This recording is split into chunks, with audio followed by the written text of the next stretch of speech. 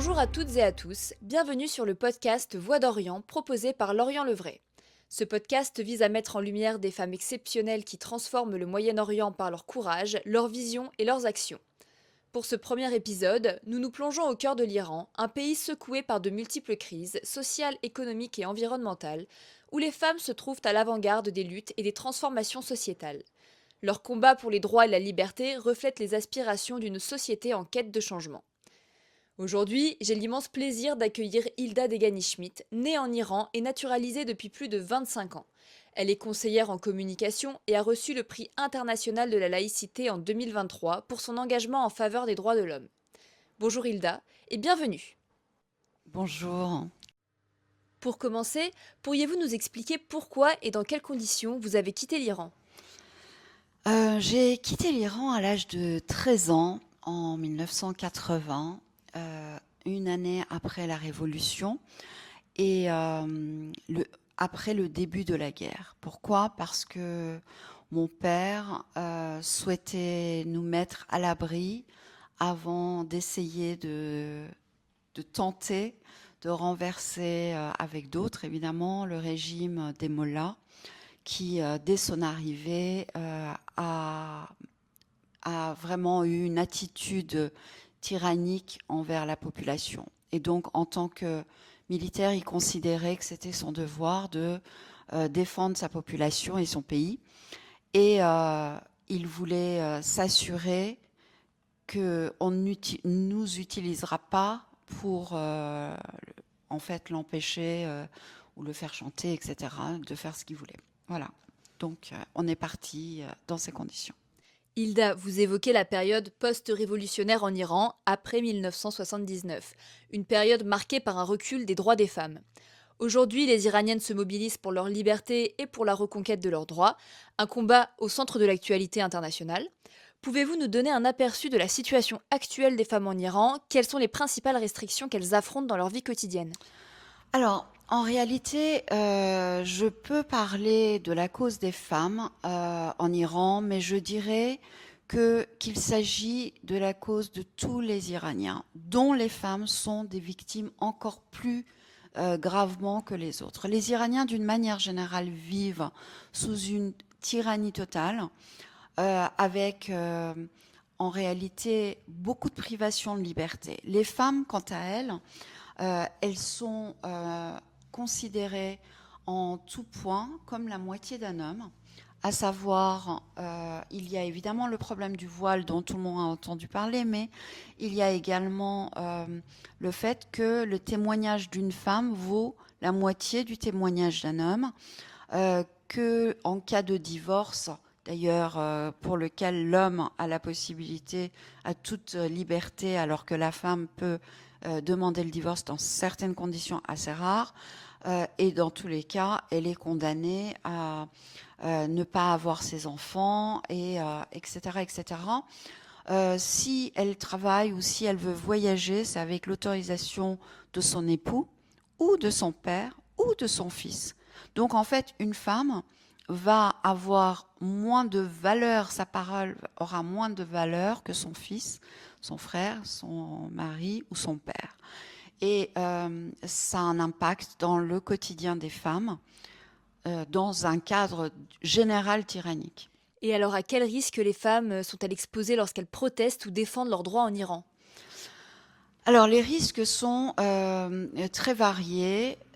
Vous avez, ce sont des risques qui commencent par de l'intimidation, par des arrestations, des coups de fouet, selon la gravité de ce qu'on leur propose, sachant qu'on n'est pas dans un état de droit, donc même leurs propres règles sont soumises à l'interprétation de la personne qui arrête ou de la personne qui a un mauvais regard, etc. Et en fait, ça peut être donc de l'enfermement, sachant que l'enfermement est toujours associé à des violences physiques et morales. Et parmi ces violences, donc, il y a les coups, mais il y a également des viols. D'ailleurs, c'est aussi le cas pour des garçons, pour détruire notamment les contestataires, qu'ils soient garçons ou filles, ils subissent des viols. pas tous, mais c'est quelque chose qui est assez systématisé. Et ça va jusqu'à la peine de mort. Et nous avons beaucoup de femmes qui sont dans les prisons iraniennes, parfois juste pour avoir demandé euh, pourquoi leur enfant a été tué. Juste pour ça. Alors vous avez parlé des violences que les femmes subissent, du port du voile, mais sous le règne du Shah, les femmes étaient libres. Elles pouvaient porter des mini-jupes, écouter de la musique, et elles avaient également obtenu en 1973 le droit à l'avortement. Comment expliquer la régression des droits des femmes du jour au lendemain après la révolution de 1979? D'une manière générale, les islamistes ont comme démarche première de soumettre les femmes, non seulement pour des raisons visuelles, mais également pour des raisons, je dirais, de soumission de l'ensemble de la société. Une femme soumise, c'est une femme qui ne pourra pas éduquer son enfant et apporter sa contribution à la société de la même manière qu'une femme libre. Donc, alors, tout de même, ils n'ont pas tout réussi. La preuve, c'est que les Iraniens et les Iraniennes, notamment dans leur éducation, ont réussi à transmettre un certain nombre de choses qu'on appelle iranité, et qui fait qu'aujourd'hui, les jeunes trouvent le courage encore, après 4 générations, de se battre contre ce régime. Et ils sont de plus en plus nombreux pour le faire. Et effectivement, les femmes disposaient de toutes les libertés. La seule liberté qui était restreinte du temps du Shah, c'était la liberté politique, mais pour l'ensemble de la population. Et je voudrais juste aussi dire une petite chose pour vous dire à quel point cette société était en avance.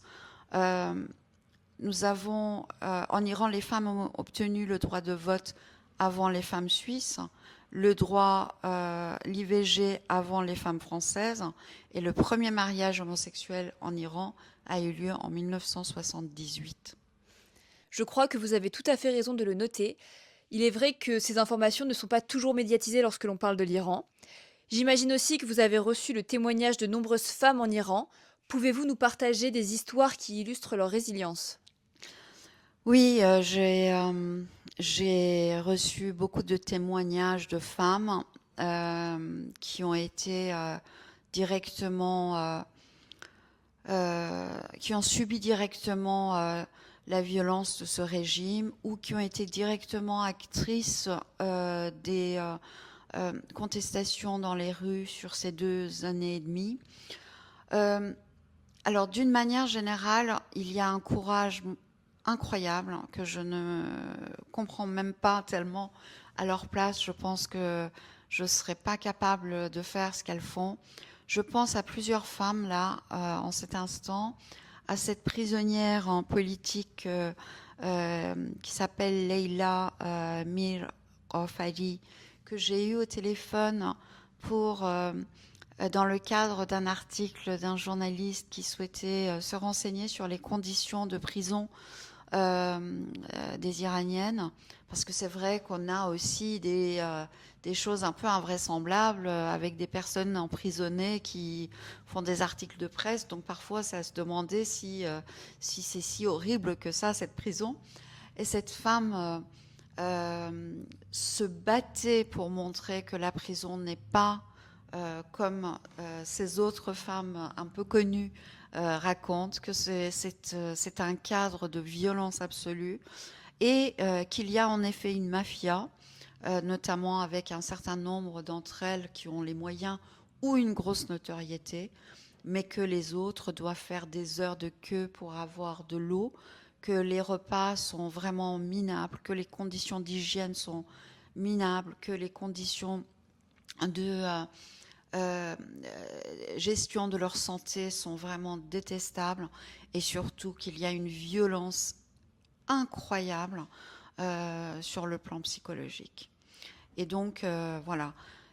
Et en plus, il y a souvent un mélange entre les populations qui sont emprisonnées pour des raisons politiques avec les prisonniers de droit commun, de façon à violenter encore plus les prisonniers politiques, notamment les femmes en tout cas. Voilà. Mais je voudrais aussi juste vous parler de la maman de Poulia Bahtiari, dont la maman s'appelle Nahid Shir Piché. Cette femme a été emprisonnée parce qu'ils ont tué son fils. Elle a été emprisonnée. Le père de Pouya a été emprisonné. Et d'ailleurs est toujours en prison. Elle vient d'être libérée ça fait vraiment très peu de temps, et à peine libérée. Elle est à nouveau en train de contester et défendre le droit des autres prisonnières en prison. Et voilà, c'est ça leur courage. C'est-à-dire, elle sait très bien ce qui l'attend, et pourtant elle y va, et elle reste solidaire, et elle se bat pour la liberté. Et y a-t-il des signes d'espoir ou des avancées significatives sur le terrain malgré les défis actuels?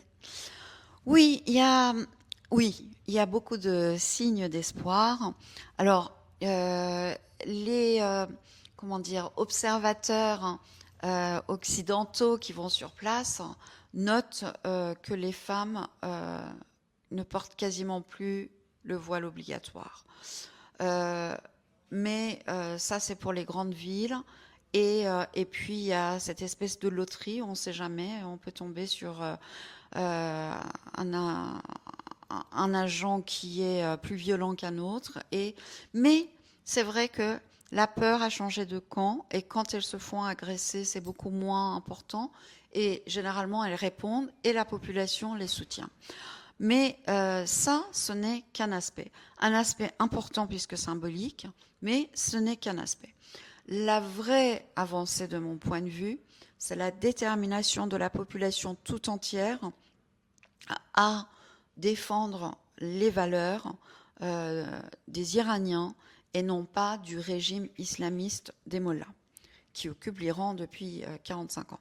Et donc, par exemple, on a vu durant les dernières fêtes, puisque les Iraniens fêtent avec l'arrivée du printemps le Nouvel An, et donc à cette occasion, nous avons vu beaucoup d'Iraniens aller sur les sites de anciens, de la Perse ancienne, ou les sites qui parlent de leur culture ou qui parlent de leur passé assez glorieux, pour montrer à quel point ils sont attachés à leur identité et à leur culture. D'accord, vous nous avez fait part du courage dont fait preuve ce peuple, mais que peuvent faire les auditeurs et les auditrices pour soutenir ces femmes et leur cause? Alors, ce qui est vraiment important, c'est d'être alerte, de suivre l'actualité, et dans les moments où la population iranienne, parce qu'il y a en permanence en Iran des gens qui font des grèves, hein, des gens qui se battent, mais il y a des vrais moments de révolte collective. Et dans ce cas-là, c'est vrai que l'importance de l'intérêt que porte l'opinion occidentale, internationale à leur mouvement fait que les journaux sont obligés d'en parler. Donc vraiment suivre l'actualité, que ça soit sur l'Orient le Vrai, que ça soit sur d'autres sites d'information ou dans les journaux, pour voir dans ces moments-là et exiger quelque part qu'on en parle, parce que en parler, c'est empêcher notamment les politiques de continuer à parler comme si de rien n'était, partager des intérêts avec ces régimes-là. Mais j'ai envie de dire, c'est la même chose pour le Yémen, c'est la même chose pour la Syrie, pour le Liban, pour Israël, pour en fait l'ensemble de cette région, l'Irak, que ce soit les Palestiniens qu'on tue dans les camps syriens par Bachar el-Assad ou par les islamistes qui les instrumentalisent, ou que ce soit les Soudanais qu'on martyrise pour faire avancer leur guerre. Les islamistes martyrisent cette partie du monde et commencent d'ailleurs à martyriser le reste du monde. Donc rester alerte, c'est vraiment aider à à pouvoir les sortir de l'indifférence. Eh bien, je vous remercie Hilda pour cette belle intervention. Nous arrivons à la fin de ce podcast. Merci de nous avoir écoutés sur Lorient le Vrai. Si cet épisode vous a plu, n'hésitez pas à le partager, à vous abonner et à laisser un commentaire. À bientôt! Merci beaucoup, à bientôt.